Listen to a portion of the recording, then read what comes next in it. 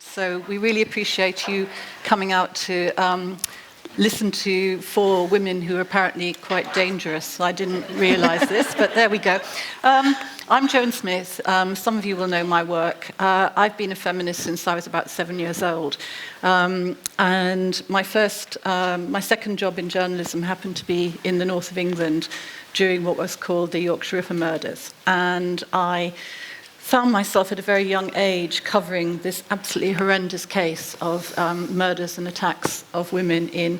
I was working in Manchester. There were 2 murders there. The rest were in Leeds, Bradford, and so on, Halifax.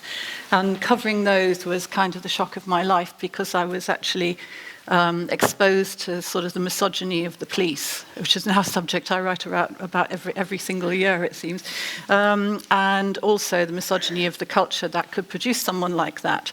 And so I didn't intend this to be my career, but misogyny seems to be the subject that I'm most associated with. And I wanted to say at the beginning of this that I'm really grateful to you for coming here tonight, because I think this is the worst period of misogyny that I can remember since back in the 1970s. And I think this time it's much more overt. I think there is an ideology here which, you know, from my point of view is unscientific nonsense. But I think not only have some people who are quite disturbed and vulnerable gone along with it, but I think it's actually empowered men who really hate women, and it's given them an opportunity to lie about us, to say terrible things about us, to accuse us of all sorts of things. I wrote a piece earlier this week about the kind of lies that have been told about our speakers tonight. And what really upsets me about this is that there are things that are incredibly important that we could be talking about. So until a couple of years ago, I was an advisor to the Mayor of London about violence against women and girls, until I started giving City Hall advice it didn't like, such as, you know, you have to protect single-sex spaces, you have to make sure that the refuges, which are part funded by City Hall, are able to exclude male-bodied people, because the women who get into refuges are very vulnerable. And I also suggested that the mayor should call for an inquiry into misogyny in the police, but particularly in the Metropolitan Police. And I met a lot of resistance, and of course I was sacked shortly after that. And we're now in a state in London where 1 in 40 police officers in the Metropolitan Police are under investigation, many of them for sexual and domestic violence.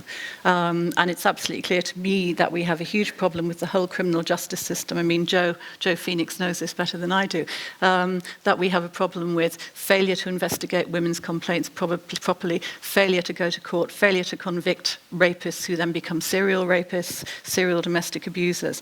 And at the same time, there is not a proper mechanism for identifying predators who join police forces. It's a huge problem, and at the same time we're having to deal with this subject, you know, this whole subject of women being told to shut up, that we can't speak. So I'm very, very grateful to you all for coming tonight to hear our speakers, and I asked them to write their own little biographies, because I think it's always very revealing when people tell you what they want to say about themselves.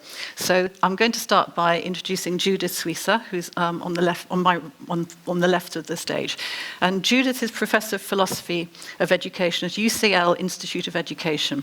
Her work explores the intersections between political ideas and educational theory and practice. She's published widely on radical and anarchist education, parent-child relationships, and questions of belonging and identity. Her publications include Anarchism and Education, a Philosophical Perspective, and with Stefan Ramaker's The Claims of Parenting in 2012. After seeing Helen Steele being attacked at the Anarchist Book Fair in 2017 and wondering what the hell was going on, which is something we all wonder all the time, I think, she began to be concerned about the political erasure of sex. Since then, she's written several papers, some together with Alice Sullivan, about academic freedom and the so-called gender wars. She's no longer invited to speak at anarchist events, but she is invited to speak in Wales tonight. So, Judith.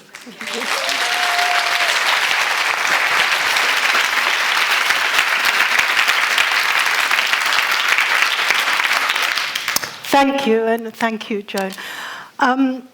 So I was trying to prepare my notes for what I was going to talk about tonight. I did give Joan a title, and I've somewhat departed from that, because while I was reflecting and trying to prepare my talk, I started thinking that this is the third such panel that I've spoken at in the last 6 months.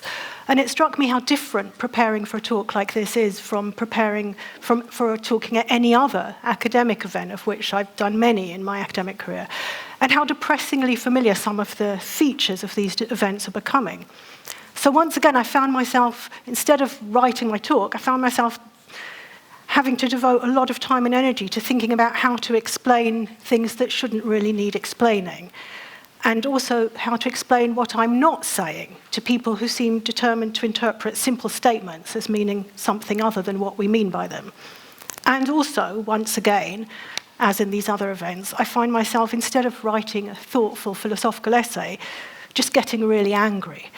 And here we are on International Women's Day, and I think there is a lot to be angry about. I tried to show this in this slightly tongue-in-cheek slide. So I tried to put things to be angry about on one side and things to celebrate on the other, because I'm really bad with PowerPoint. The bit about the 22 out of 193 countries of a female head of state, well, that was supposed to be in the middle, because you could see that as something to celebrate, because it's progress, right? And it doesn't say only 22 out of 193 countries. I got this from the UN website. So depending, anyway, that's just a slightly tongue-in-cheek slide. So there is a lot to be angry about, and there's also a lot to celebrate on International Women's Day. What we should be focusing on, I think, is celebrating the progress that has been made around the world towards achieving greater equality and justice for women in political representation, in education, the workforce, and healthcare, and reminding everybody about the shocking inequalities that still exist. And, of course, standing in solidarity with the amazing women around the world who are at the forefront of political battles for justice, such as the girls and women who are, as we speak, taking to the streets in Kabul to demand basic freedoms at huge personal cost. But instead of joining these campaigns and supporting these women, again and again we find ourselves having to state the bloody obvious, that when we talk about women's rights, the need for women's spaces, women's representation, we're talking about women as a sex class. Apparently, this is a terribly dangerous thing to say. And so not only do we have to waste time stating it and explaining why it's important, we also then have to waste time explaining how it is not hateful to say it, and pointing out that merely acknowledging a conflict of rights is not unreasonable, that in fact conflicts of rights occur the whole time, and the thing to do in a democracy is to work out how to resolve them, not pretend that they don't exist. And then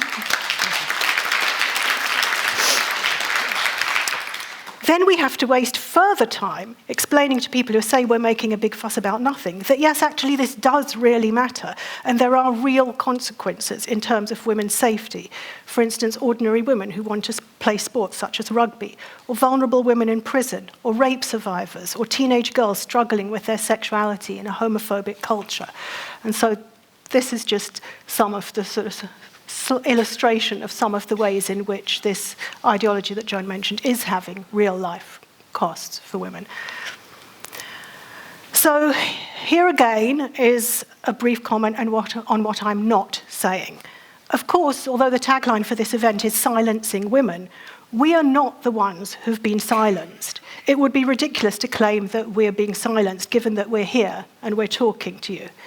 But the reason that we're here is that we are the women who have carried on working in academia, speaking, writing, teaching, in spite of the attempts to intimidate us by disinviting us from events and academic bodies, making defamatory statements about our work, sending spurious complaints about us to our managers, and refusing to share panels with us. The reason these tactics have not worked in our case, which is not to say that they have not exacted a heavy personal cost, as I think Joe's going to speak about, the reason they haven't worked is that we have one or more of the following: secure permanent contracts, seniority in our field, and supportive managers and colleagues. Women who are younger and or on insecure contracts, financially vulnerable, from already marginalised groups, isolated in institutions where they don't have support, simply cannot afford to take these risks. To fail to appreciate this and to kind of equate being silenced with losing your job is to show a profound misunderstanding of how academia actually works. The kinds of opportunities for professional networking, publications, affiliations to academic organizations, and invitations to high-profile events are precisely the kind of things that junior academics depend on to establish their career and obtain promotions.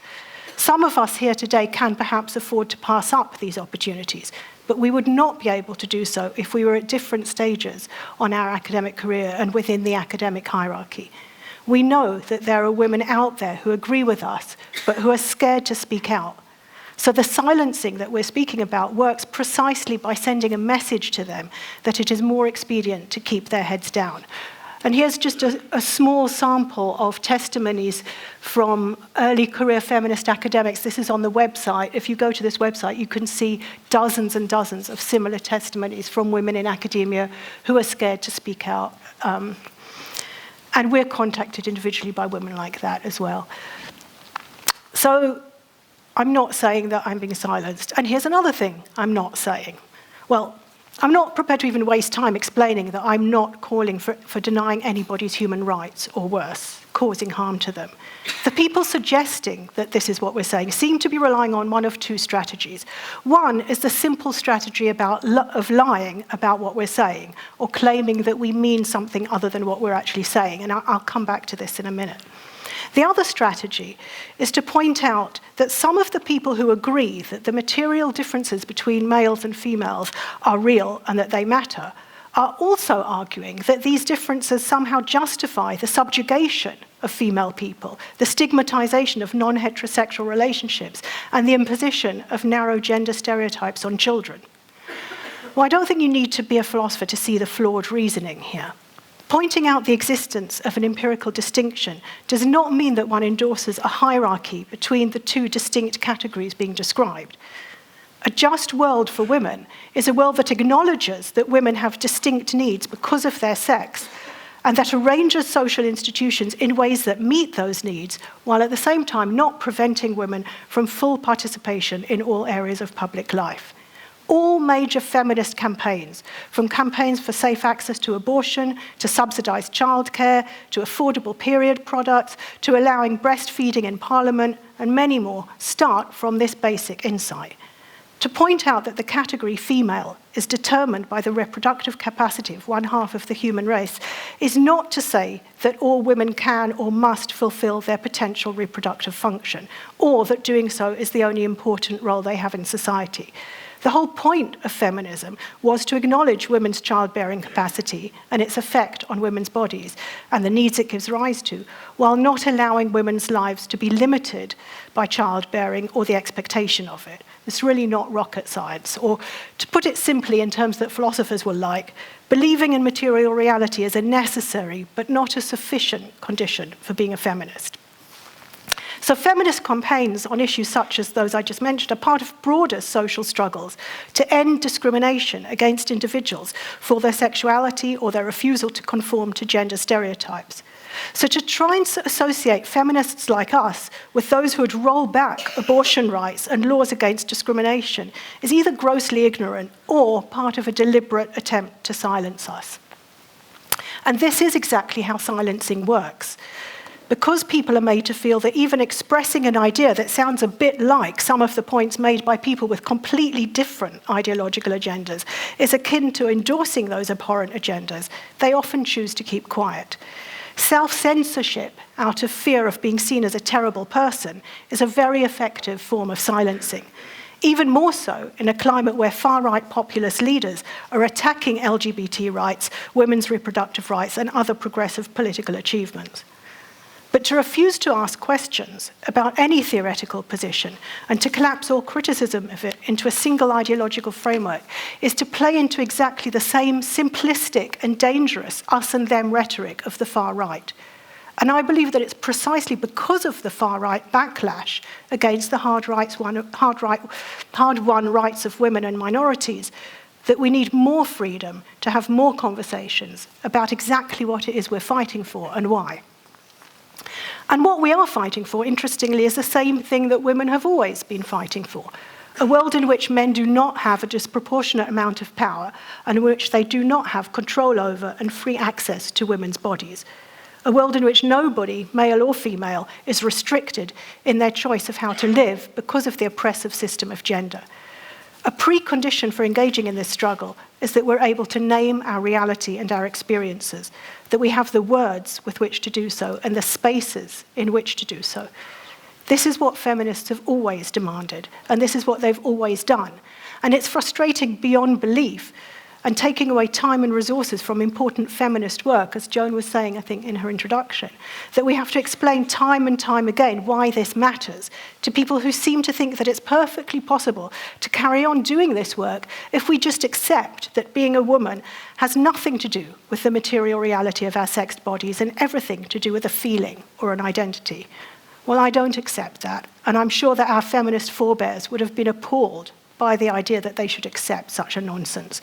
What would Sylvia Pankhurst or Sojourner Truth's speeches and work have looked like if they'd assumed that the category of women included males identifying as women? Oh, people will say, but they lived a long time ago. Societies change, words can come to mean different things. And so now I come to another thing that I'm not saying. I'm not saying that words have fixed meanings and language can't shift to reflect social ideas.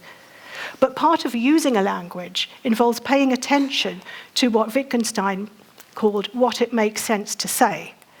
The fact that the phrase, a woman without a uterus, makes sense in our everyday language in a way that the phrase, a woman without a penis or a man without a uterus does not, is telling us something about the concepts, about our concepts and about the material reality that they name.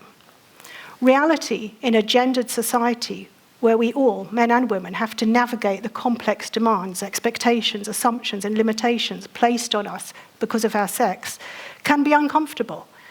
It can cause distress, anger, and despair. But if we want to make our social world more just and less oppressive, we will not get very far if we refuse to name and acknowledge reality and the distinctions that make sense of it. Of course, our language is not a neutral tool. Political and moral assumptions can be reflected in the choice of words and concepts. But whose political aims are being served by conflating distinctions and erasing words that describe women as a sex class? Whose aims are served by the policing of language in our courts, our universities, our policies, and our laws? The philosopher Mary Leng has spoken about the phenomenon whereby gender-critical feminists saying one thing are heard as saying another. And she's described this as a form of illocutionary disablement. In other words, the speaker is deprived of the ability to do what she wants to do with her speech. And I find Leng's analysis quite compelling and agree with it. But what she doesn't elaborate on is the sheer amount of time and energy wasted by stating the bloody obvious or explaining what it is that we're not saying, or the anger and frustration that this generates. And so here I am again, expending time and energy on this, feeling angry, and wasting time stating the bloody obvious and explaining what it is that I'm not saying. So I don't really have time to talk about the thing that I was advertised as talking about, which is the idea of the morally unthinkable. This is an idea that's discussed by philosophers such as Raymond Gator, who use it to reject the kind of moral philosophy that proceeds by offering hypothetical scenarios or thought experiments, and then asking us to use our moral intuitions to decide what ethical action would be acceptable in such scenarios. Famously, these experiments have been used by utilitarian philosophers such as Peter Singer to defend arguments such as, for example, that it would be morally justifiable to abort a severely disabled child if the money saved by not having to keep that one child alive could be used to save the lives of several starving children. Disability rights campaigners and others have rightly objected to the morally abhorrent implications of this kind of argument. The argument that our ethical life is a kind of cold calculus of consequences and that some human lives are expendable. But feminism doesn't need to construct hypothetical moral dilemmas to make its point. To the extent that thought experiments are at all useful to us, they take the form not of asking people to consider ethically dubious actions in a hypothetical situation, but of probing the meaning of the words and phrases that we're asked to adopt in order to describe our social reality, and challenging the institutions and practices that shape that social reality. So here's a thought experiment. If we brought female and male babies up in exactly the same way from birth, treated them exactly the same, gave them the same clothes and the same toys and the same career choices, and talked to them in exactly the same way, would it still be possible for anyone to believe that they were born in the wrong body? Is it morally abhorrent to ask people to consider this thought experiment? I don't think so. But then what I think or say doesn't really matter to those objecting to my brand of feminism, as merely to present this will be read as me saying something else. As I said, it's exhausting. And we've been here before.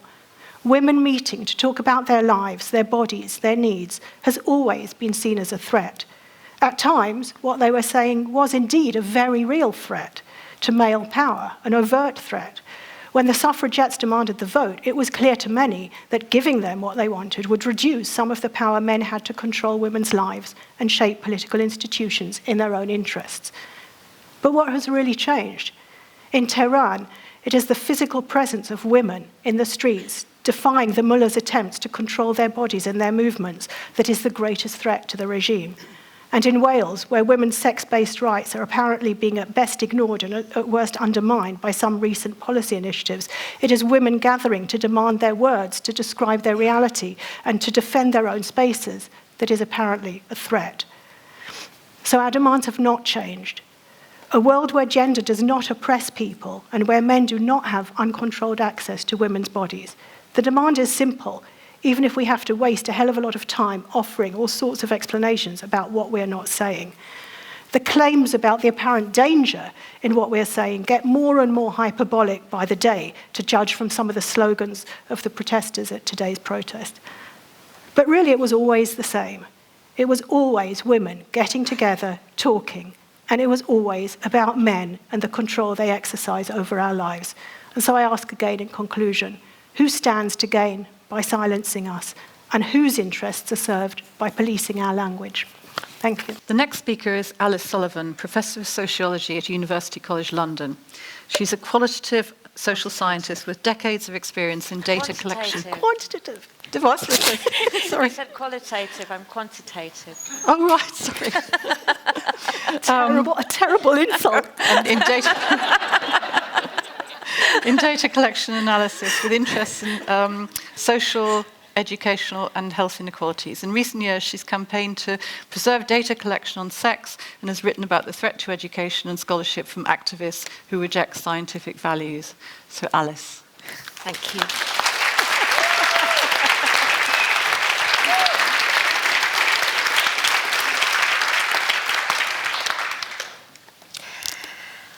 Sex is an absolutely fundamental category across all of the disciplines that deal with human beings.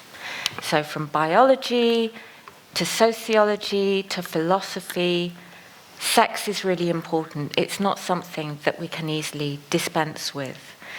So every discipline in the social and human sciences is affected by the demand not to use sex as a conceptual category, as an empirical category.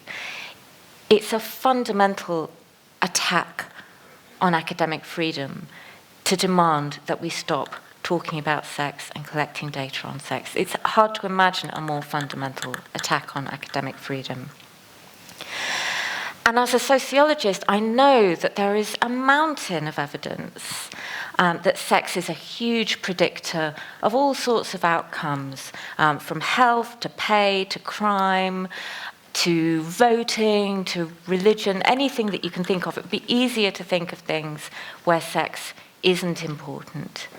And so, scientifically speaking, the view that sex matters is not remotely controversial. Yet many academics and students, of course, are too afraid to say it. So what I want to talk about today is that this isn't just an attempt to stop us from speaking. It's an attempt to stop us from knowing. Why are gender identity activists so outraged by data collection on sex? Colleagues often ask me this with a degree of puzzlement. You know, why aren't they happy with the idea that we could collect data on sex and on gender identity, except that they're two different things. Be respectful of both characteristics. Why is that not a reasonable solution? And I think the only answer to that question is that data on sex allows us to state certain facts. And those facts about sex are really inconvenient for gender identity theory. And so the drive to undermine sex-based data collection is fundamentally a form of silencing, which is designed to make certain facts unknowable and unspeakable. The picture, for those, many of you will know, this is Goya, The Sleep of Reason Produces Monsters. And I think that's exactly what we're seeing at the moment. So I'm just going to illustrate. I could spend all evening giving you interesting facts about sex. I'm just going to give you a couple.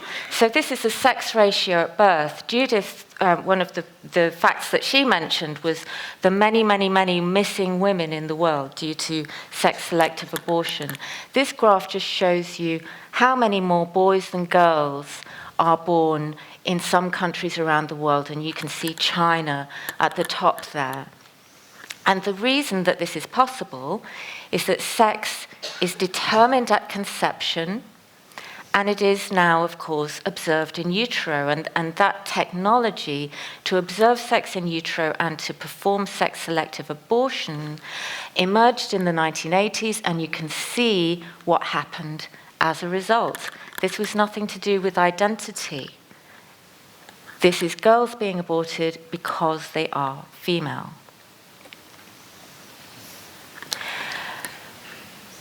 There are some areas where sex differences are small, somewhere they're big. Crime is an area where sex differences are huge. Violent crime, absolutely enormous. So this is just a particular snapshot of data from England and Wales, from the Office of National Statistics for a particular year. But you could look internationally and at different times, and you would find essentially the same picture. So convicted murderers, 94% male. Murder victims, also disproportionately male, 69% of murder victims are male. Sexual offences perpetrators, 97% male. And adult victims of sex offences, overwhelmingly female. So crime is gendered in a really dramatic way, and what that means is that if you misclassify some male perpetrators of crime as though they were female because they say that that's what they'd prefer, then you can actually skew the data quite substantially, even with only small numbers. Small numbers can make a big difference. Now, when I first started talking about sex and data, I would say I was quite naive about the political situation.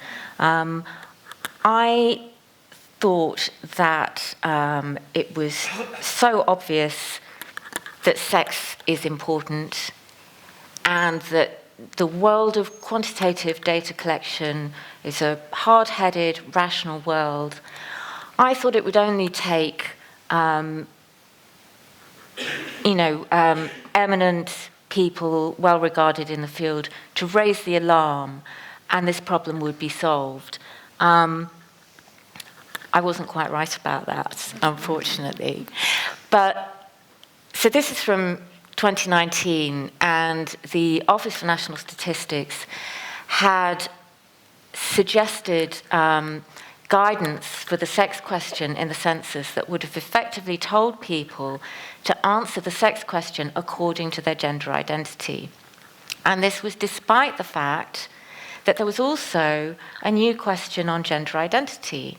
So people were being given the opportunity to say what their gender identity was, but we wouldn't have known what their sex was. And that was particularly, actually really undermined the gender identity question, because it's far less interesting to know what people's gender identity is if you don't know their sex, because then you can't look at things like the rapid increase in females identifying as trans, whereas in previous generations it were far more males.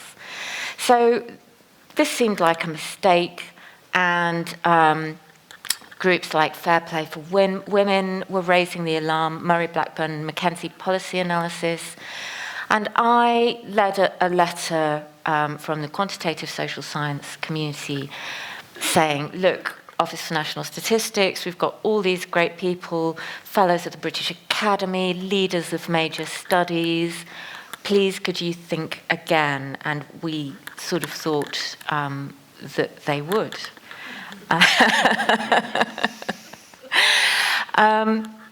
So my naivety about this, the politics of the situation, was shattered rather 2 days before Christmas in 2019, when I received a rather surprising email from the National Centre for Social Research, and they had invited me to speak at a methods research seminar alongside people from the Office for National Statistics, which would have been about the measurement of sex and gender, which seemed like a really good idea to get people talking about this important policy issue.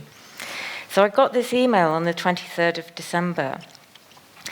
Dear invited panel members, I regret to inform you that we've decided to cancel the survey methods seminar that was scheduled for 21st of January. The timing of the seminar coincides with a lively public debate on how sex and gender identity should be defined in law and policy. Consequently, there's a real risk that the seminar will attract a wider audience who will want to debate these substantive issues. While that debate is an important one to have, this is not the purpose of the survey methods seminar series. I apologise for any inconvenience this may have caused you.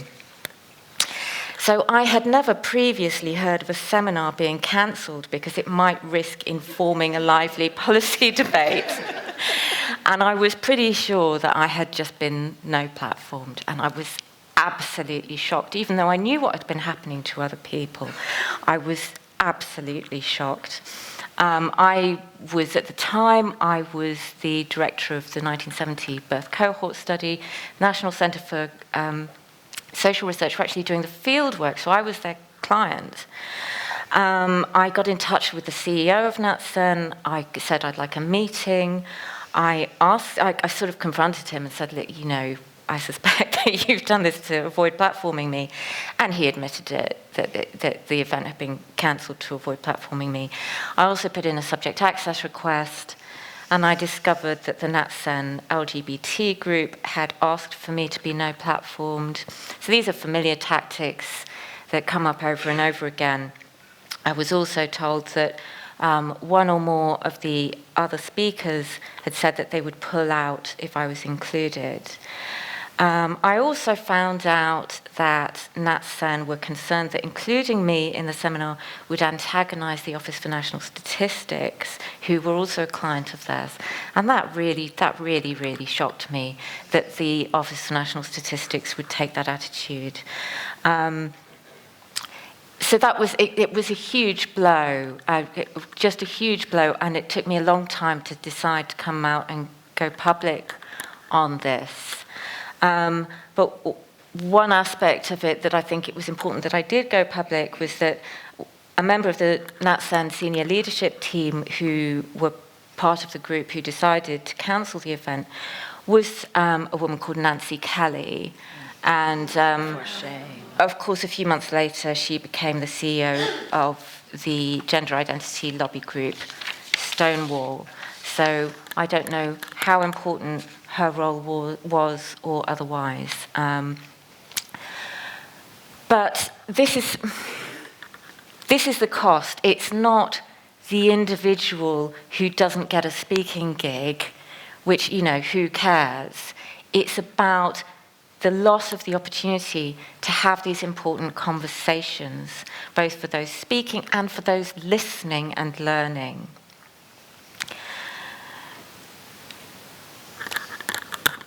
The genderist ideology is centred on this slogan, trans women are women. And I find that really interesting because it's obviously a false statement. So there's one thing a woman can never become, and that's a trans woman. So it reads almost like a religious statement, like, this wine is the blood of Christ or something like that. But I think really what it is it's a command. So, thou shalt not acknowledge sex in any context. This is what this command is saying. If you say trans women are women, you're saying you can't acknowledge that females exist as a sex class different from males in any context, from data collection to a rugby match.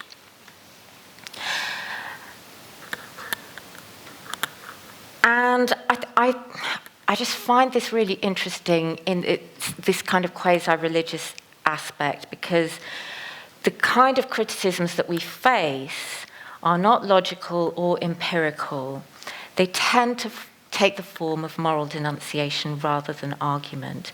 So, for example, after the judicial review decision in the case of the England and Wales census, where the Office for National Statistics were forced to change their guidance so that it pointed to legal sex rather than gender identity, a group of North American academics and students wrote this condemnatory letter, and they were aiming to influence the Scottish government, because of course the Scottish census was a year later and had a different sex question and different guidance. Why do these Californians want to influence the Scottish census? It's quite bizarre. But and what they said was that people advocating for the retention of data on sex were taking, and I quote, an abominable moral position. And they likened it to slavery, eugenics, forced sterilization, and the denial of women's suffrage.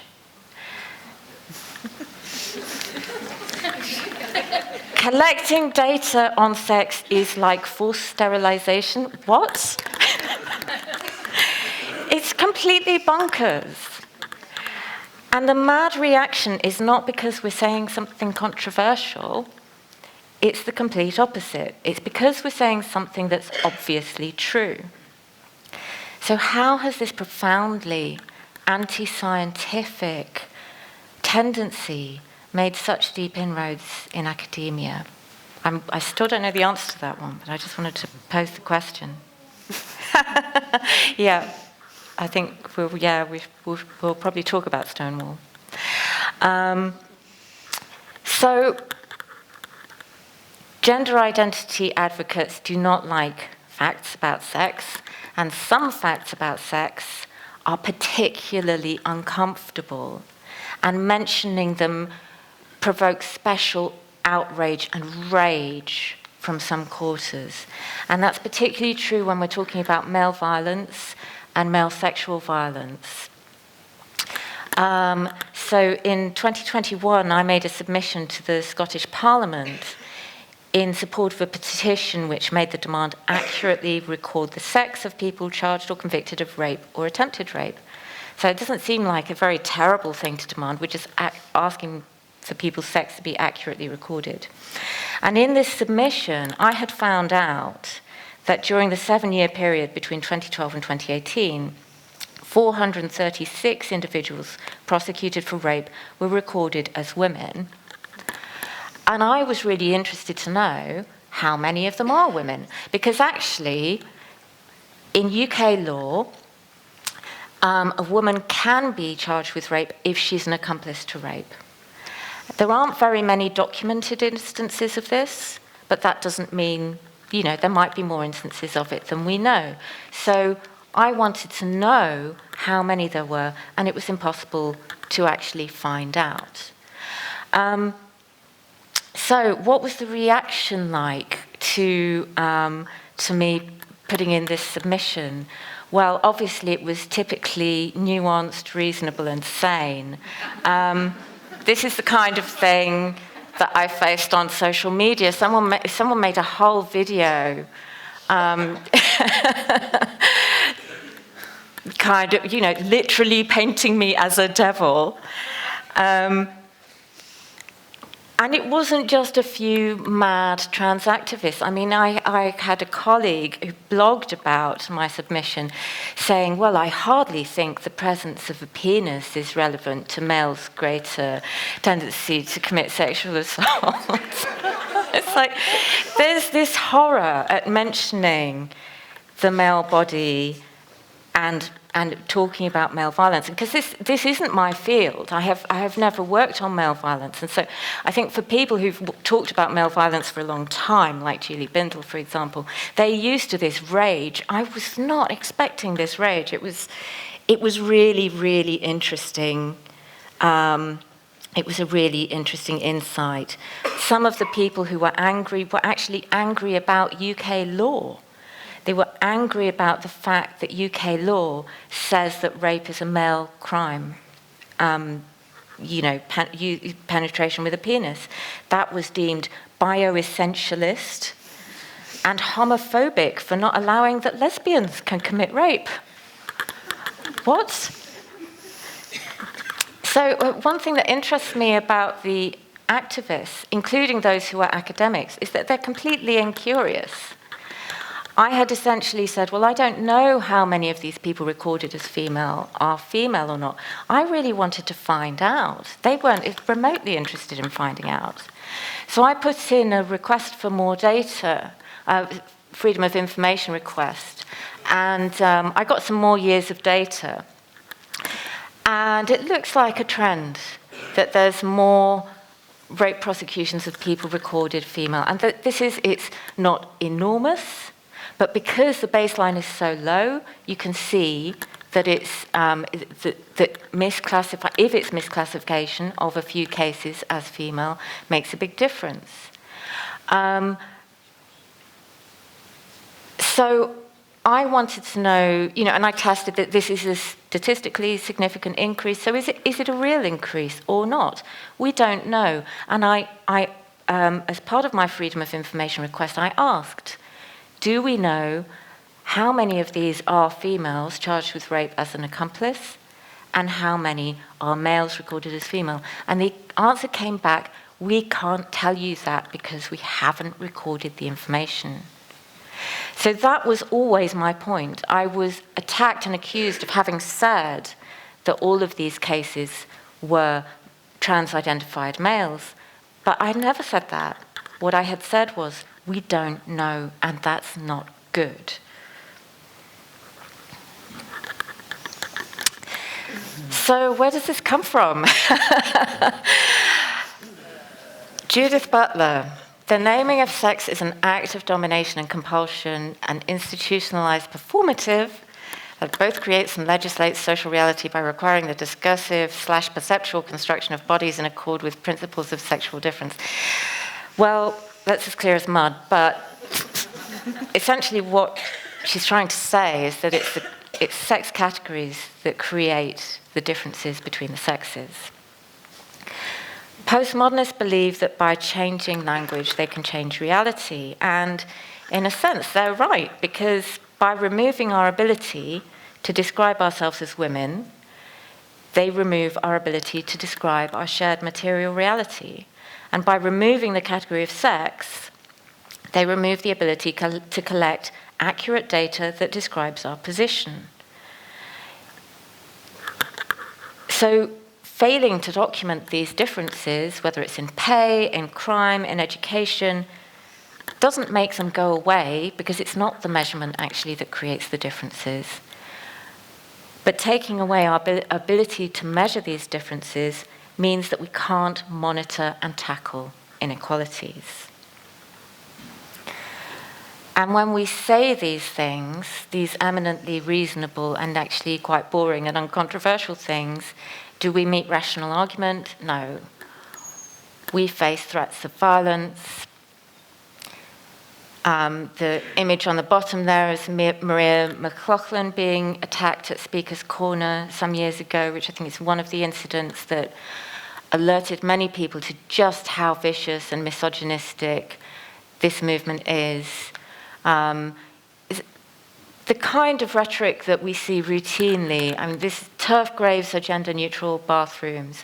I punch turfs. Can you imagine if women ever behaved like this, if the women who are advocating for women's rights ever behaved like this, what would the reaction be from our universities if we behaved like that on campus? What would the reaction be from politicians if we behaved like that? I think we'd see a reaction, wouldn't we?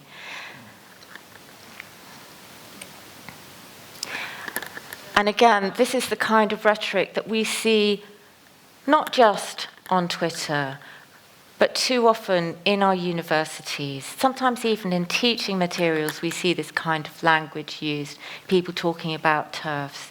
It is hateful language designed to whip up hatred.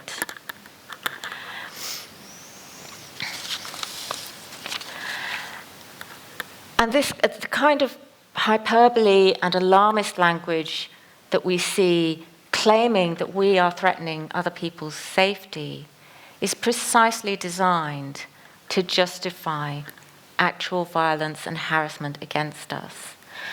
So the bullying of women has been rebranded as progressive, and universities, and I would say even the best of universities in terms of this issue and in terms of allowing women to speak, are still disinclined to tackle this harassment in any way. So finally, a word from Hannah Arendt. The ideal subject of totalitarian rule is not the convinced Nazi or the dedicated communist, but people for whom the distinction between fact and fiction, true and false, no longer exists. Academics have not just a right, but a duty to pursue truth. And that's why academic freedom has a special status. And when that's forgotten, the main victims are not academics themselves. The main victim is society as a whole. It is democracy. If we don't want a post-truth, post-fact world, we have to be consistent about it. Whether we're on the left or the right, we have to be consistent about admitting that there is a distinction between fact and fiction and true and false, and about being rigorous about how we pursue that distinction. We're very often accused of sort of whining about this, claiming we're being silenced. As Judith says, we're not being silenced, and that really isn't the point. When we don't collect data, when we don't test hypotheses, terrible, terrible things can happen. I think a very clear example of this is what's happened at the Tavistock, as most recently exposed by Hannah Barnes's book, Time to Think. One of the most striking things about that book for me is what she says about the failure to collect data to track the outcomes of those young people, the failure to abide by normal standards of how we decide what is true and what is false. Thank you. Our third speaker is Professor Jo Phoenix, who's a sociologically minded criminologist who spent 25 years researching sex, gender injustice, and youth justice. She was one of the conveners of the Open University Gender Critical Research Network.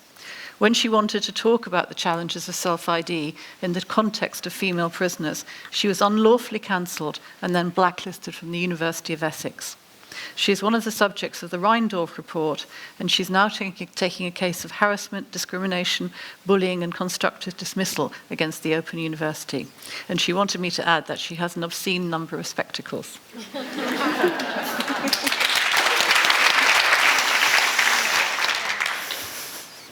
How's everyone doing? Yeah, good. Wow, those lights are bright. Forgive the QR code. If you have a phone and you point it at the QR code, it will take you directly to my crowd justice funder. I'm not asking you to contribute because I have a feeling that probably most of you have already contributed, if not once, twice, possibly even 3 times. But what I am asking is if you can send the message further to other people who may not even know about the case, because this isn't just about me. This is about trying to stop the sort of things that Judith and Alice have been outlining happening in our universities.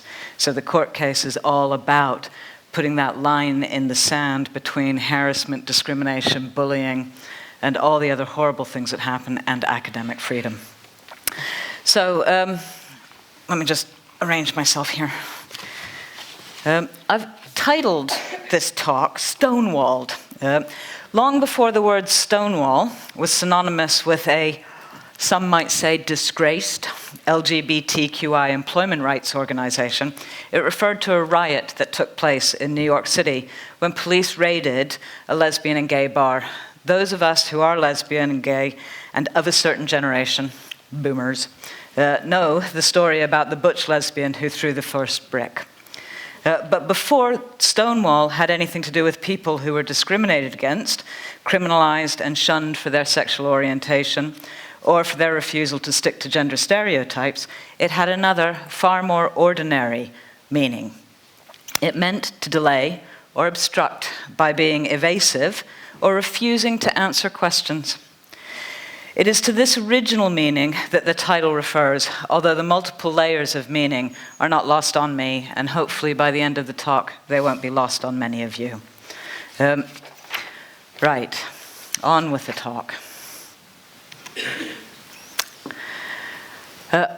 What I'm going to tell you is really the story of what happened in a few short chapters, and the main players in this story aren't really me, although, you know, the story is about what happened to me. The main players in this story are my colleagues at the OU. There's something that Alice referred to, a subject access request. A subject access request is where you request of an organization all the data they hold on you, and they must give it to you.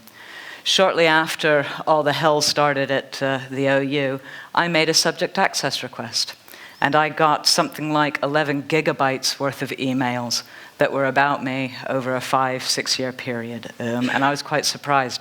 I thought that people didn't like me. Well, I don't mean me or like. I mean, I thought they only had a problem with me around, I don't know, 2021. I discovered it went much further back. So the quotes that you're going to see as I go through, they come from the subject access requests. They are my colleagues, often my direct colleagues, writing to often my seniors. So once upon a time ago, I got contacted by a person I did not know. Her name was Kathleen Stock. Many of you may have heard of her. Hey. She asked me if I was paying attention to Stonewall's influence in universities. I said I was. This was about summer of 2018. I said I was paying attention because I was increasingly concerned about the move for self-identification in the context of female prisons. This was during the time that the Gender Recognition Act consultation was happening to move towards self-ID. And I could see where it would end up. And it ended up with Isla Bryson. So I agreed. Now, that same month, in October 2018, a departmental colleague sent an all-staff email copying in someone in a senior EDI role in the university, asking colleagues to band together in my department to write a trans-positive response to the GRA consultation on self-ID, and that individual appended 2 pages of some of the most vitriolic descriptions of people who might not support a policy of self-ID, claiming that since the consultation went live, there were a number of anti-trans groups specifically set up to oppose it. Fair Play for Women, Women's Place UK. That these groups have a powerful voice in the media, that the media is publishing factually incorrect information, like there might be a conflict between sex-based and trans rights. That these groups are all funded by far-right anti-abortion American fundamentalists, like Breitbart. That it was vital that academics band together on behalf of their institutions. Just need to pause there, on behalf of their institutions. So as employees of an institution, and write a submission supporting self-ID. So as I say, all of this stuff came from subject access requests. I later found out, i.e. about 9 months ago, when I got the subject access request, that following the publication of that first stock letter, one of my direct colleagues wrote to someone in a management role over me. We can see what was said. On one level, I can actually understand this individual's thinking. And when I say I can understand their thinking, I mean I can follow the logic. May not agree with it, but I can follow the logic. And the logic goes like this. The stock letter challenged the so-called diversity expertise of Stonewall, right? But for these academics who complained about us, they saw Stonewall as the forefront of knowledge and expertise. They never saw Stonewall as a lobbying organization whose expertise is that of a political lobbying group. Some might call that propaganda, I don't know. Now, in dismissing Stonewall's version of the truth, they thought this could potentially lead to that which Stonewall would claim it would lead to, a hostile working environment. So you can break the logic down and go, okay, yeah, totally disagree. The transphobia here, not agreeing with Stonewall's political lobbyist group's vision of transgender rights. I've been at pains to say this throughout the last 5 years, whenever, well, since 2018, is that 5 years now? 5 years. That particular vision of what transgender rights are is only one vision of many. Just one vision of many. Anyway, so really the complaint here amounts to little more than, but the letter says Stonewall's advice is wrong. Right, another example. That was the second letter. Raising this as a concern. That means making a complaint in the university. So one employee making a complaint about another employee. Now, we fast forward in time. So I gave a talk for an organization called WPUK. I'm sure many of you have heard of it. My department had organized a conference with the Centre for Crime and Justice Studies that they then cancelled at the last minute because the director of that centre was accused of being transphobic. His organization had published a comment on prison policy saying that transgender women ought not to be placed in female prisons.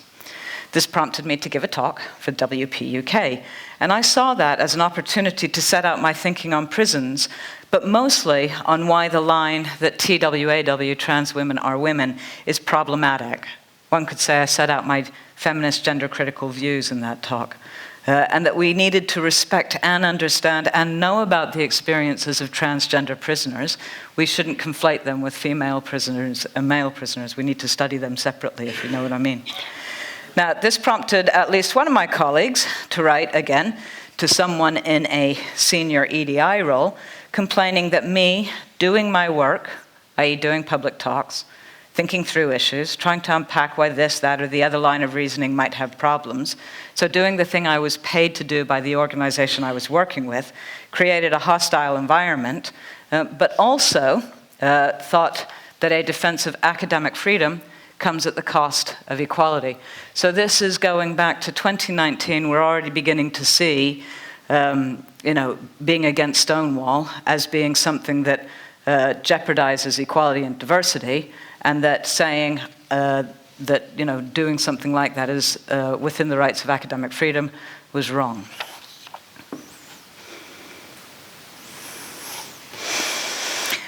As was mentioned by Joan in the introduction, we fast forward some more months in time. Me and a few other of the GC colleagues that I had, and when I say a few other, I mean 3 other gender-critical colleagues at the Open University. We'd been called Holocaust deniers in an open union meeting. I got told that I was like the racist uncle sitting at the Christmas dinner table. In the meantime, I think that was for my gender-critical views, not just, because, I'm not sure. We'll find out in court. That person is called as a witness. So I'd gone to Canada. I'd given a paper on the row about trans rights and sex-based rights in the UK. I'd taken part in a research project looking at the issue of self-identification from a prison officer's point of view in Canada. I'd written a paper about it. It got published. I'd come home. I was scheduled to deliver an invited seminar on trans rights at Essex University. And that got cancelled at the last minute because of the threats of protest and students claiming that I made them feel unsafe. I know this is a bit of shtick. Whoops, look at that. I'm 5'3", right? I can't even walk on a stage. I mean, really, I made them feel unsafe. And the poster that was at the bottom of your Turf's a Slur one, when you had all of those, that shut the fuck up, Turf, that was a poster on Essex University about me.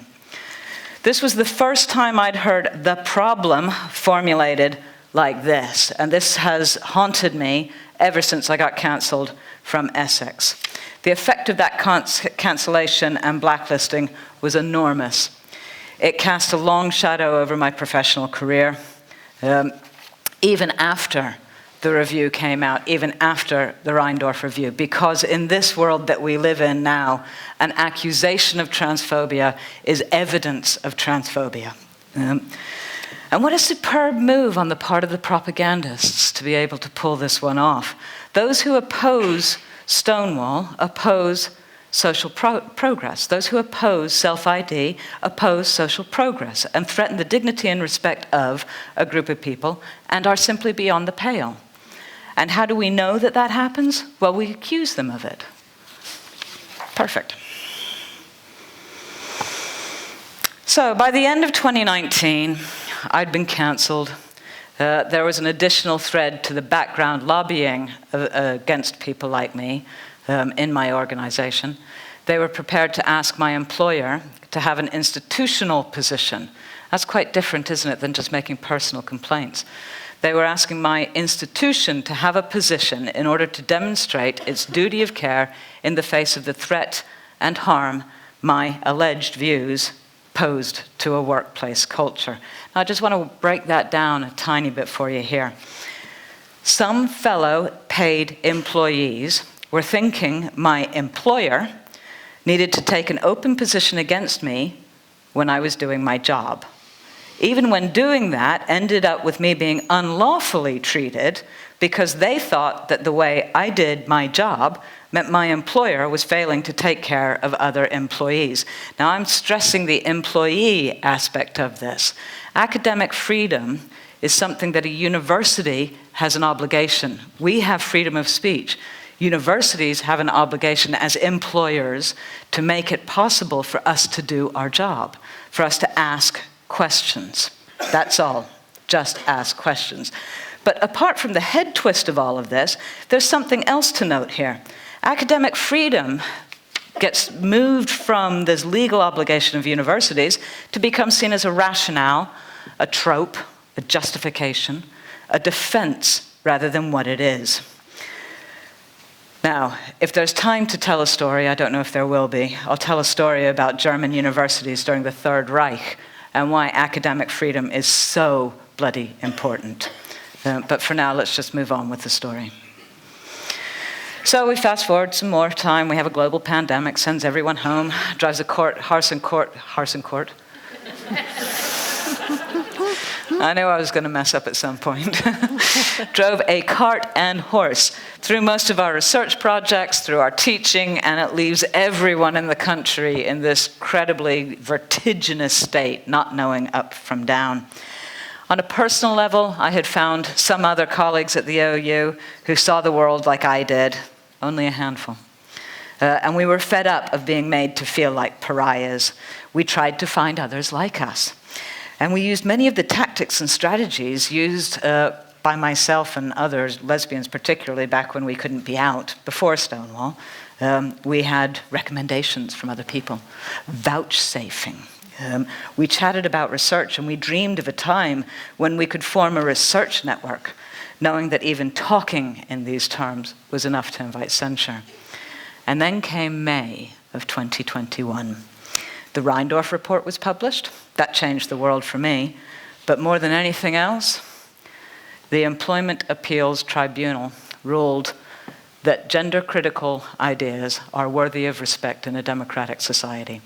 And to me,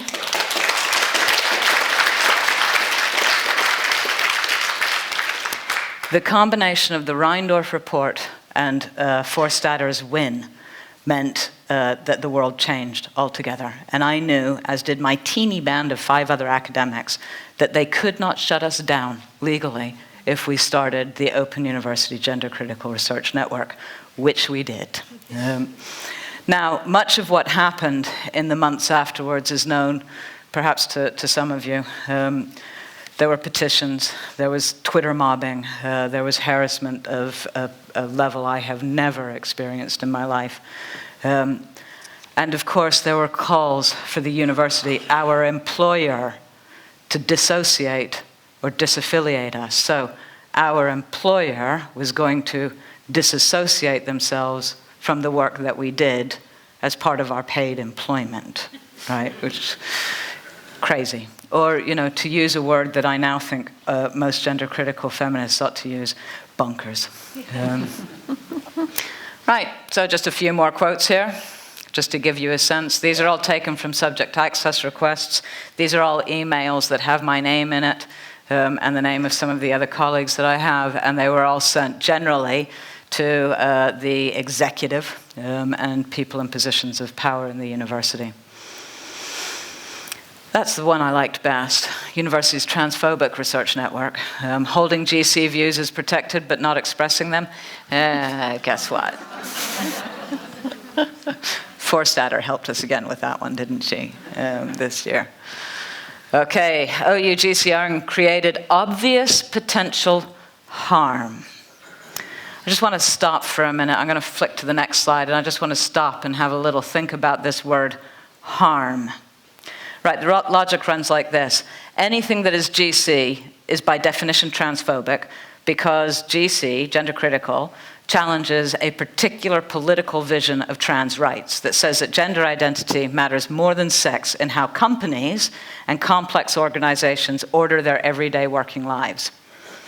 Because it's transphobic, any organization that allows gender-critical meetings or research is by definition creating a hostile working environment. Please see earlier comments about Stonewall. Right? Stonewall did a blinder here. For trans and gender non-binary people, this means they will be harmed. If there's a hostile environment, they will be harmed. Because harm is to be avoided in organizations, gender-critical meetings and researchers ought to, because we have academic freedom, do it, but never on the company dime, right? Never on the company time. They need to do it in a way that's clearly not connected with an organization that employs them, even though that's what they're doing. Yet, here's the perversity. We are only given this platform, and I say we collectively, the 3 of us and many of the other academics working at this coal seam, are only given this platform to do this work because it is paid employment.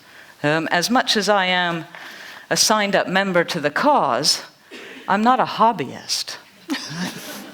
I'm not. If I got paid off tomorrow, which I don't think is ever going to happen, but if I did, I'd probably go and walk the dogs all the time and maybe just make the occasional blog and not actually do any of the work that I currently am not allowed to do. No, I'm lying. I am allowed to. Reading is a marvelous place to work. So, I'm going to end there. And I'm going to say thank you for listening. There's another QR code there. I want to say that when all else fails, that the oppressors, if you like here, the harassers, the other side, whatever you want to call it, reiterate the idea that researchers can do their research and that no one is infringing our supposed academic freedom, which is very poorly understood. They think, in these claims at any rate, academic freedom is seen as being freedom of speech. Silencing is being seen as literally just losing a voice. That it's not what we're talking about here. So we're enabled to do it as long as the organization that employs us to do this work takes every step to make sure that we do this work in our own time and not connected with the university. So in the face of all of this stonewalling, all I have to say, and I'm sure that Alice, Judith, I know Joan, and many other academic colleagues working away and resisting this madness, we are not hobbyists. We are paid to do this work. And hopefully, if I say we, win the employment tribunal, universities will have to make sure they take a stand They don't give in to the bullies. They protect employees from this ridiculous treatment, and they hold the space open for academic freedom. Thank you.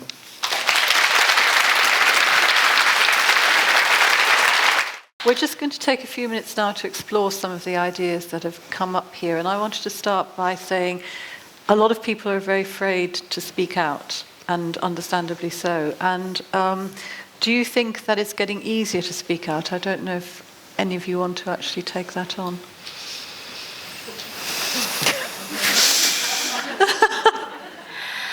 I think things are opening up a bit. For example, I think at UCL we've moved forward in the last few years. For example, we had a vote at academic board at UCL to leave Stonewall.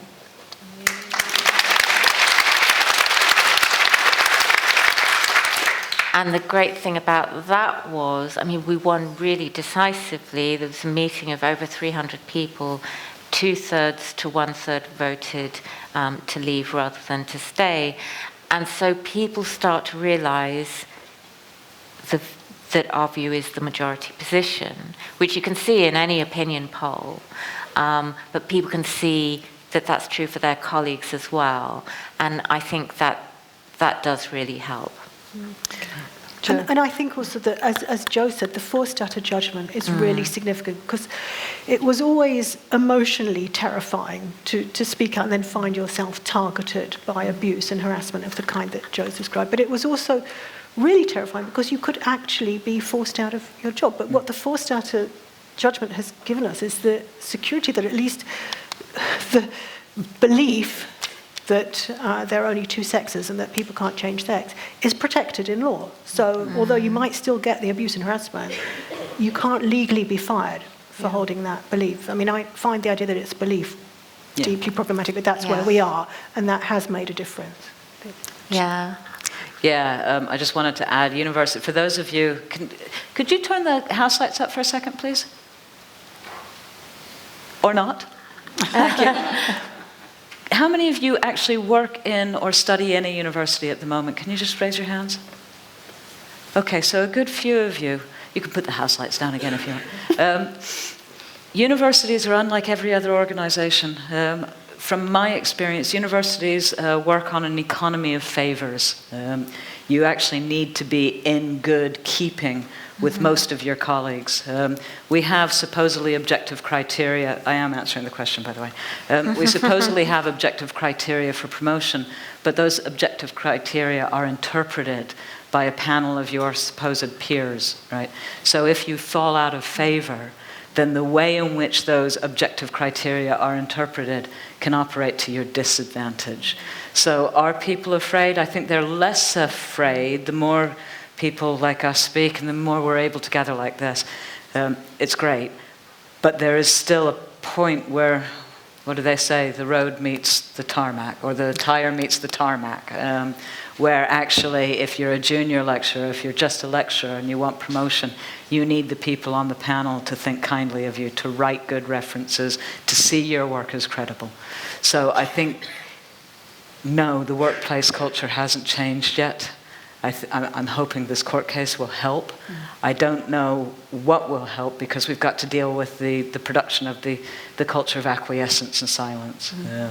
You've talked quite a lot, Jo, in the past, and when I interviewed you for The Telegraph, you talked about the emotional impact on you, and that's been quite severe, hasn't it? Oh, yeah. I mean, you know, I find it, Selena Todd has a wonderful line that we shouldn't actually kind of position ourselves as victims in this story. Because in many senses, people like me and Alice and Judith, we aren't. We're the ones who are standing up and talking. But that doesn't mean there isn't an emotional consequence. And earlier on, we were all sat down in the green room, and I mentioned to Alice and Judith, I think, that if I wasn't working at the OU, I might not have taken the case. But it was, I mean, it had a massive impact on me. I ended up with PTSD, and I still get a little bit, twitchy from time to time. And I think that had to do with the fact that I was working in an organization that was so captured so utterly captured. It was like the air. Stonewall was the air that people breathed there. So to challenge that was to challenge the basic precept of the university, and it was very, very lonely. Not so at Reading. Reading is fantastic. We've got a vice-chancellor that understands people can protest. I believe there's a protest outside. That's great. Everyone's allowed to protest. But that people aren't allowed to harass. And I think that's the difference at the OU. There was just an untold amount of harassment. Have any of you ever felt that you're self-censoring in any way, or that you've had to not talk about certain subjects? Oh yeah, frequently. What kind of examples? There are things that I used to unthinkingly mention in my teaching, and this doesn't come up for me on a daily basis because I'm not in gender studies, but I do, over the years, often used to refer to second-wave feminist political philosophy, for example, and commonplace distinctions like the distinction between sex and gender, and sort of point out that everybody is born with a sex and that we're socialized differently. And I didn't used to think twice before saying that in class or putting it on a slide. And I have found myself not omitting those kind of points, but being very anxious about whether I can say them, how I can say them, how students are going to react. There have been times when I've been in seminars where people have said things that I thought were completely outrageous or conceptually confused, and I've decided to just say nothing because I don't want to create an antagonistic environment in the seminar room. So yes, and it's sad because academia is supposed to be a space where we have disagreements and debates and discussions, and where we're able to have quite serious disagreements, but still treat each other in a civil way. And it feels sometimes like it's no longer that kind of space, and that is difficult. And Jo, you've talked a lot about colleagues. What about students? I have to draw a distinction. At the OU, we don't have contact with students, right. Which is it's an oddity. The central academics write the courses, and then the caterer of people deliver them. What was the question? Well, I was thinking more in terms of, have students contacted you because they've been looking at your work and not liked it? No, it's been the opposite. So despite all of the grim stories that I can tell and have told, and despite all the grim stories that do surround a lot of the work that we all do, one of the things I found most fascinating since coming out, not as a lesbian, I've been out for a long time, but just coming out as a gender-critical feminist, is the number of students who contact me and say, can you tell me more? Can you give me a reading list? I'm really interested in this. People don't talk about this on my course, and I get emails from literally all over the world. People looking for reading lists in particular, and also a lot of the very young students, so the 18 and 19-year-olds coming up and saying, what is this second-wave feminism? So even just the basic understandings that we have are being lost. And I find that a tremendously hopeful thing. I think there's a great hunger out there. So that's the students who contact me rather than Well, that's very interesting, because there's often an idea that it's a generational divide, isn't there? Yeah. I don't think there is. I think we are the bearers of our experience, aren't we? Yes. So we know what we know, partly because we've lived through all of this. And I think I've had a lot of young feminists, particularly at the conferences like Philia, come up to me and say, thank you for all the work that you've done, and I'd get embarrassed, and then I say, oh, but what are you doing? And they talk about the generational divide as being one, they mention it, but it's one like, we'd like to learn from you, which I just find tremendously hopeful. Mm-hmm. And I think it's quite important to talk about resilience, because I can understand people not wanting to position, any of us wanting to position ourselves as victims. But at the same time, I do think there's an emotional cost to dealing with this over and over again. And I think one of the, for me, I come at a different angle because I'm a journalist, and it's just, for me, it's partly not being able to write for newspapers that I wrote for many years, where there's now a hostile atmosphere, and you can feel very isolated when that happens. And I think talking about it and comparing experiences is one of the ways that you develop resilience. Do you think that's right? I think so, but I also think sorry, I didn't mean to jump in, but things like this are actually tremendously, I hate to use the word healing because I don't mean it in a therapeutic way, but actually they create a moment where you actually have a connection with other people, and it's real and it's visceral, and there are people in a room listening, and that's real and visceral. But building networks and organising, I think, is so important.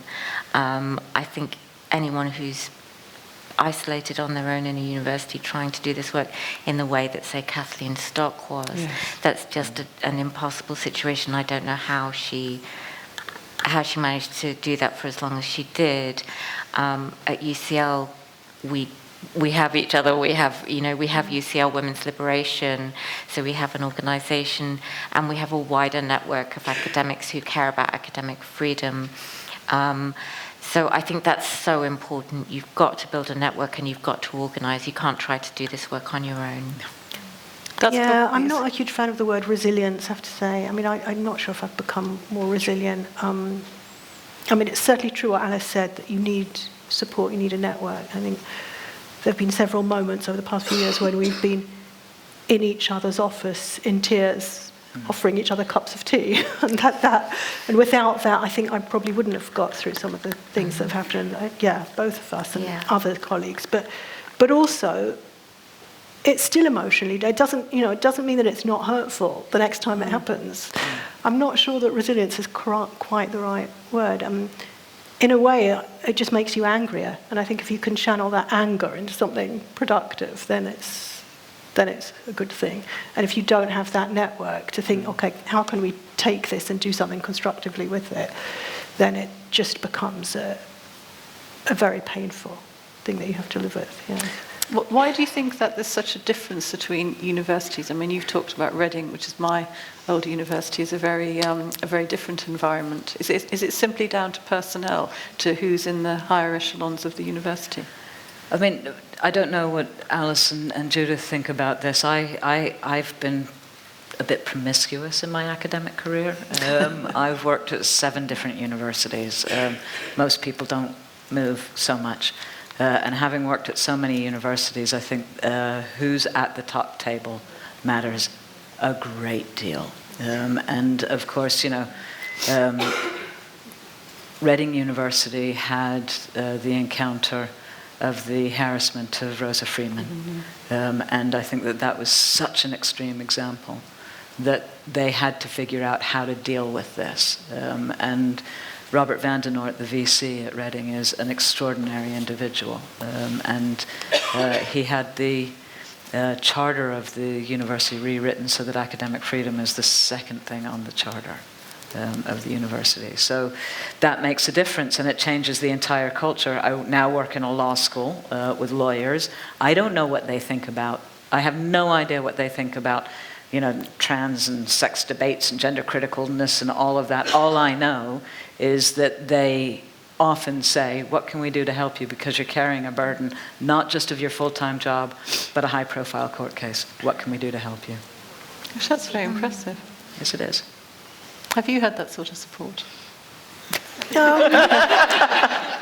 Well, no, I would say at departmental level, yes. Yeah. I agree with that. I think the top table is important, but actually I think what we've experienced at UCL is actually within the Institute of Education, which is the faculty that we're in, we've had support from very good heads of department, and I think that's just as important in a different way, and also just from very good colleagues.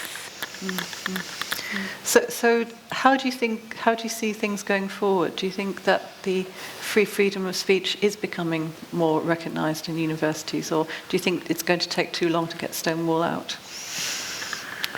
I don't think this is just about Stonewall. I mean, I know Stonewall is being depicted here as the sort of big bad bully, but I think they're symptomatic of a bigger problem. And this, we're here to talk about, women's liberation and sex-based rights, but there are other issues on which freedom of speech is deeply compromised in universities through the same kind of political mechanisms. So I think it's a broader issue. I'm not convinced, actually, that it's getting better, because I think students in some certain places are becoming more censorious.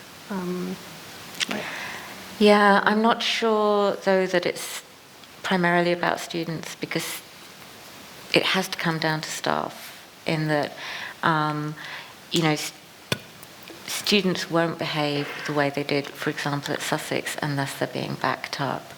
And the experience that we've had often at UCL is actually, it's not students, it's a small number of staff who are harassing us and attacking us, trying to stop us from holding conferences and so on. And their staff often in EDI roles.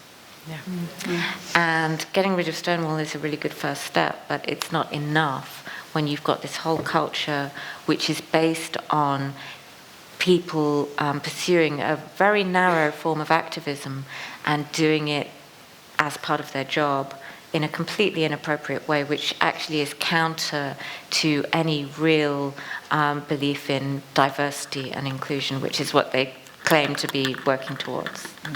And I think the wider political climate and economic climate in which universities are operating is also a big part of the problem here, because universities are being forced to act like businesses. So they're dependent on their customer base, they're dependent on turning a profit, they're hugely concerned about their reputation. So, that can work both ways, but they operate like businesses who are managing their reputations much more than like public institutions with a duty to pursue the truth at all costs. And until there's a bigger political shift in terms of funding and secure contracts, then it's going to be very hard to make that move, I think. Can I just follow up on something both of you said? We were talking again earlier, and one of the things that has changed, and it's changed really since they brought in something called the Research Excellence Framework, which is an audit of all the universities' research capacity. It used to be that universities were ranked on things like research income, PhD students, number of publications, quality of those publications. But then they introduced something called impact, which is the effect that your research has had in the big bad world. This has created at least 2 generations now of academics who think that their main orientation is not towards the production of truth or science, but the effect in the outside world. Now that has a cancerous effect ultimately, because what that then generates are people who are more interested in activism. So for me, it isn't Stonewall that's the big baddie, although I used a lot of Stonewall things in there. It's the academics who have swallowed the Kool-Aid, for lack of better words, and actually think that their role is to change the world in a particular vision, a political vision. So I personally am not very hopeful. I think that we've got to see this cycle out, and hopefully some of the younger academics that we're training now, the ones, all of you who had your hands up, anyone who's like 18, 19, 20, 21, just coming into universities, I think that the change will come from that generation rather than ours. I'm not very fond of the word inclusivity, because in journalism it means that The Guardian prides itself on being inclusive, and there's a whole load of people like Suzanne Moore and Hadley Freeman and Julie Bindel and me who can't write for it. And that's, it's all about inclusivity, and it ends up as exclusion. By definition, you can't have the word inclusion without exclusion. Yes, exactly. Yes. Is there anything we haven't covered that any of you wanted to say or burning to address before we go to questions?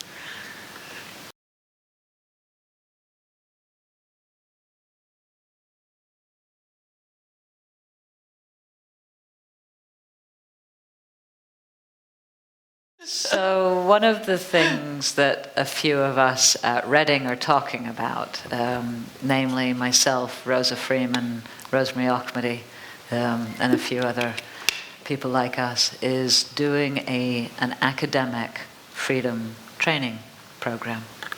And fundamental to the academic freedom training program is helping people understand the law, right?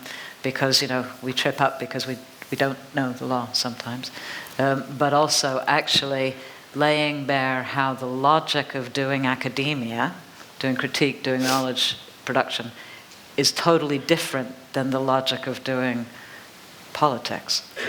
So with academic work, you have to ask questions. As Alice said, you have to be curious. You have to not know the answer. You have to be able to ask a question that may be really politically heterodox. But if you're doing politics, you shut the world down. You say, this is the world, this is the problem, and this is the solution. So I think we need to start training our academics, training our students, and then pushing it out into the wide world. I think that's right, but I think that there is a huge problem here in that presupposes this distinction between true and false, which we have entire departments of people in gender studies, for example, who do not accept that distinction. They think the only thing that exists is power. There's no such thing as true and false. Well, we shouldn't have academic departments where people think that, because that's a religion. That's not science. It's not empirical inquiry. So I don't know what the solution is there. I think, just to go back to journalism for a second, there's a similar problem with truth and fact and so on. So I wrote a book review last year for the FT, and I hadn't written for a long time, and it was a not very good book about male violence against women. And I wrote a sentence which started, murders of trans women are rare in the UK, whereas women are murdered at a rate of between 2 and 3 a week. And I thought it was all fine. They said it was fine. And then I was in a bar in Rome, a very noisy bar, and I got called at 7 o'clock in the evening. And I was told by the literary editor at the FT that a group of people at the paper wanted to add a sentence saying murders in the UK of trans women are rare but disproportionately high to the number of trans people in the country. And I said, but this is not true. And he said, no, but people here feel very uncomfortable with not saying that. And also people here feel very uncomfortable because you've said that murders of trans women in this country are rare, and they feel that the word rare is pejorative. And I was saying, but surely it's a good thing. I mean, isn't it a good thing when not many people are being murdered? And in the end, we had a long, a very noisy bar. It was coming and going. In the end, they took that reference out. But he did not know, and he'd just been told by, apparently a lot of newspapers now have a sort of LGBT group, and they do seem to have an ability. This was a 500-word book review. They seem to have an ability to actually look at copy, anything that touches on the trans issue, feminism, or whatever, and they're allowed to say we don't like this, and to say we want to add things or take them out. I mean, it's just extraordinary. Yeah. That's Shocking. not journalism. No.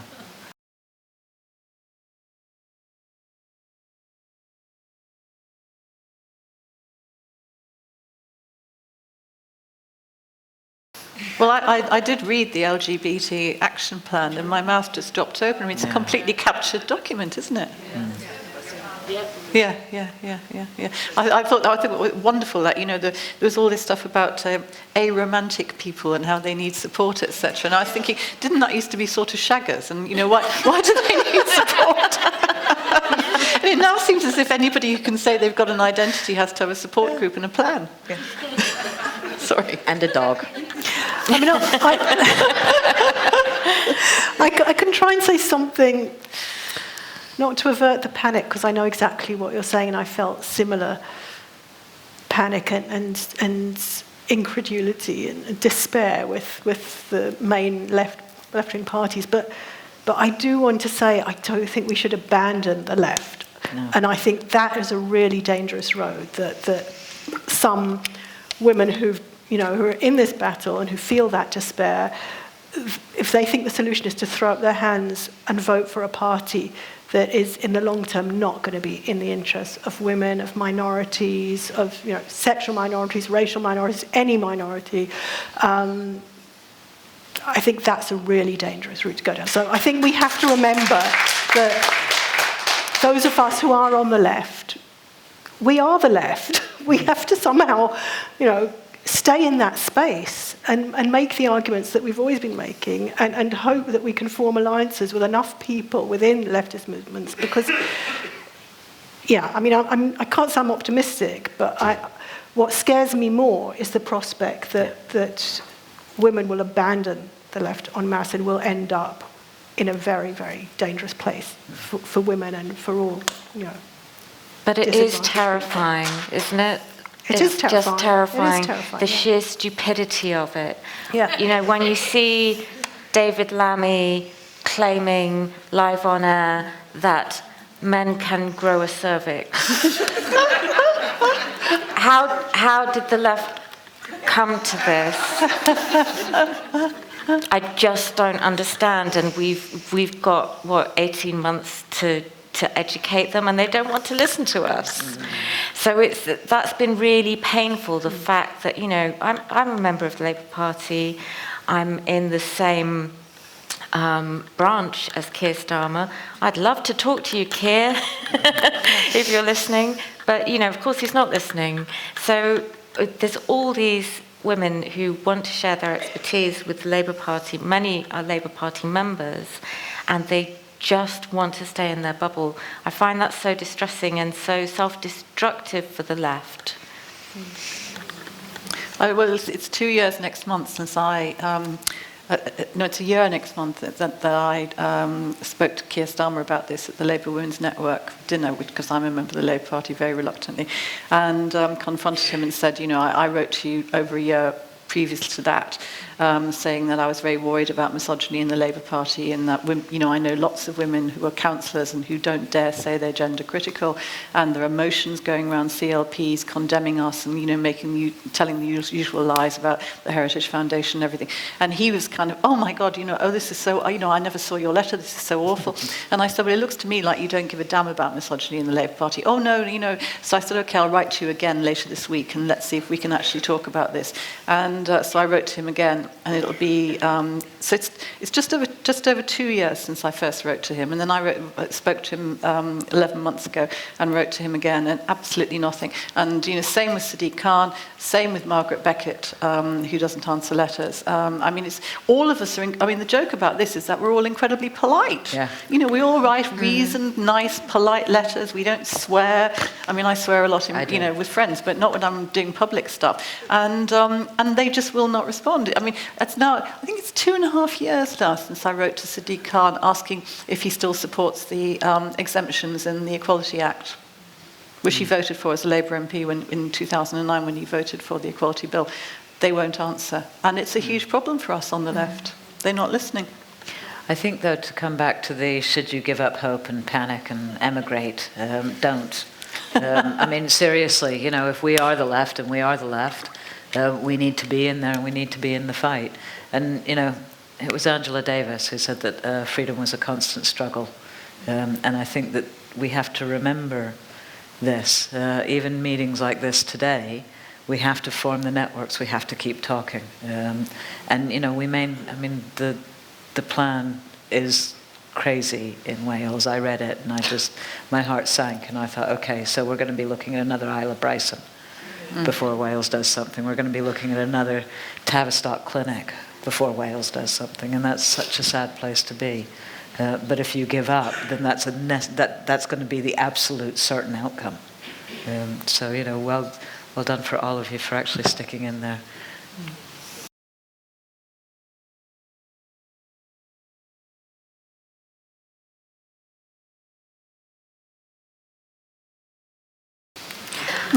I think so. Helen Joyce talked about this recently. We had a conference at UCL on education for women's liberation, and Helen was talking about how the power of being boring, and I think very much, things we can all do as keyboard warriors, which is things like every time someone sends you a survey or an equalities form or a questionnaire that says gender instead of sex, or it has stupid categories, write to them and challenge it. Very politely, very nicely, point out what the Equality Act says, point out what the protected characteristics are.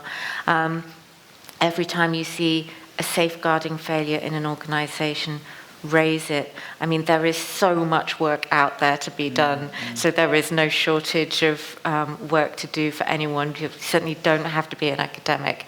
I think we could all work on this full time if we had the time.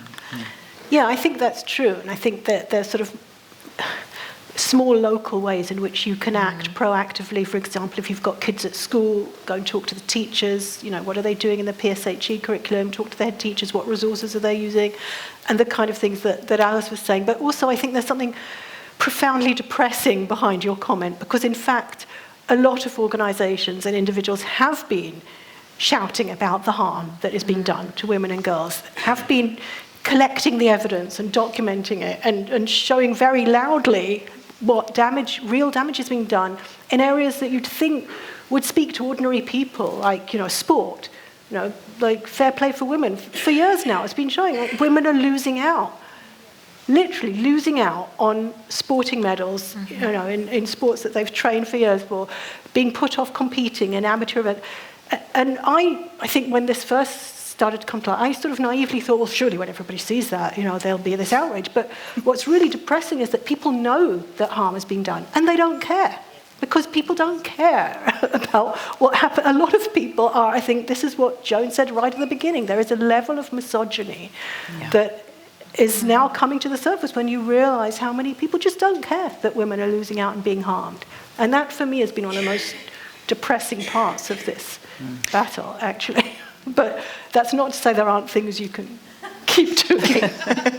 I think it is worth chasing people like producers at Women's Hour, emailing the programme, texting the programme, doing all of that and saying, why aren't you interviewing Hannah Barnes?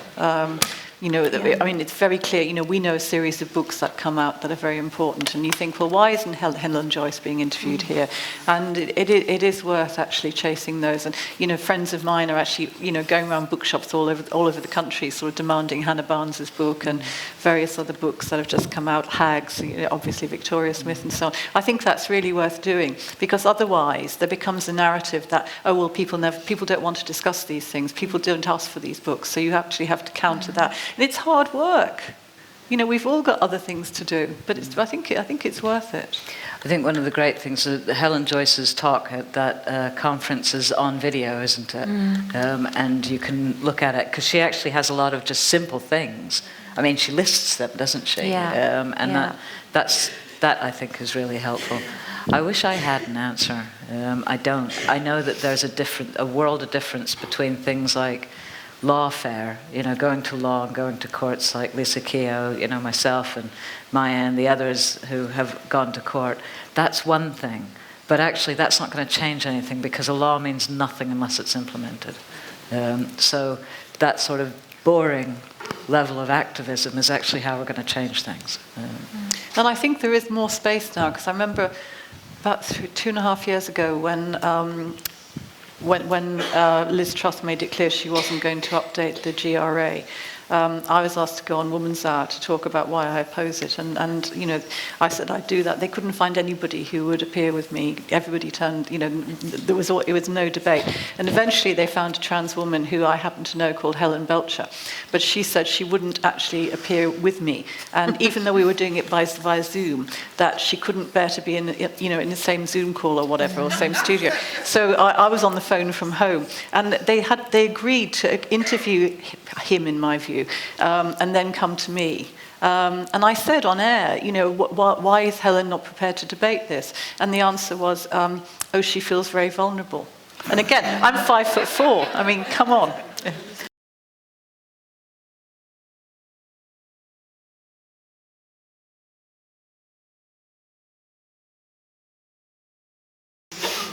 Joe, you're nodding. Yeah, I'd say yes, but I'd add to that what Joan started with. This is just misogyny. Yeah. That's all it is. Do you know what I mean? It's, you can call it whatever you want. How the left got there is a whole series of steps and moves around progression and what progression stands for. But the left has also, like the right, has had its problems with authoritarianism. Absolutely. Yeah. I mean, I think the question of how we got here is much more complex. I mean, I don't disagree with anything that you've said or that Joe said, but I think there are other parts of the story that explain how this ideology has not just come about, but how it's been enabled to thrive in particular contexts, because it's not thriving everywhere in the world, right? This is a very Western particular ideology, right? And it's thrived in particular Western capitalist societies, and I think that also has something to do with it. I think this is at its heart a quite individualistic, liberal, consumerist kind of idea that you can purchase things that will enable you to be a more complete person, that you can construct, you can invent yourself by buying stuff or by paying to have bits of yourself. I mean, that is something that arises in particular contexts. And so I expect the story is a bit more complex, but we don't have time probably to go into all of it.